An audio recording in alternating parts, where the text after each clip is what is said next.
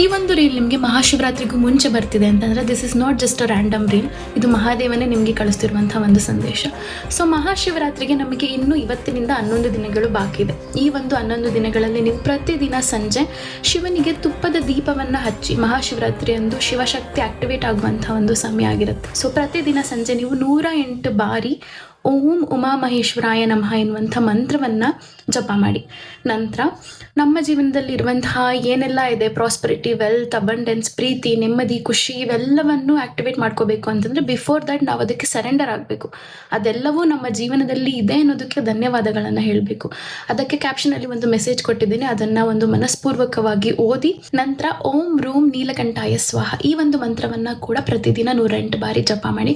ಇದರಿಂದ ನಮಗೆ ಶಿವನಿಂದ ಸಿಕ್ಕಿರುವಂತಹ ಒಂದು ನ್ಯೂಟ್ರಲೈಸೇಷನ್ ಪವರ್ ಏನಿದೆ, ಆ ಒಂದು ವಿಷಯವನ್ನು ಗಂಟ್ಲಲ್ಲಿ ಇಟ್ಕೊಂಡೇನೆ ಶಿವ ಹೇಗೆ ತನ್ನ ಶಕ್ತಿಯನ್ನು ನ್ಯೂಟ್ರಲೈಸ್ ಮಾಡ್ದ, ಸೊ ಆ ಒಂದು ಶಕ್ತಿ, ಆ ಒಂದು ಬ್ಯಾಲೆನ್ಸ್ ಕೂಡ ನಮ್ಮ ಜೀವನದಲ್ಲಿ, ನಮ್ಮ ಒಂದು ದೇಹದಲ್ಲಿ ನಮಗೆ ನ್ಯೂಟ್ರಲೈಸೇಷನ್ ಪವರ್ ಬೇಕು ಅನ್ನೋದಾದರೆ ಈ ಒಂದು ಮಂತ್ರವನ್ನು ಈ ಒಂದು 11 ದಿನಗಳ ಸಮಯದಲ್ಲಿ ಹೇಳಿ.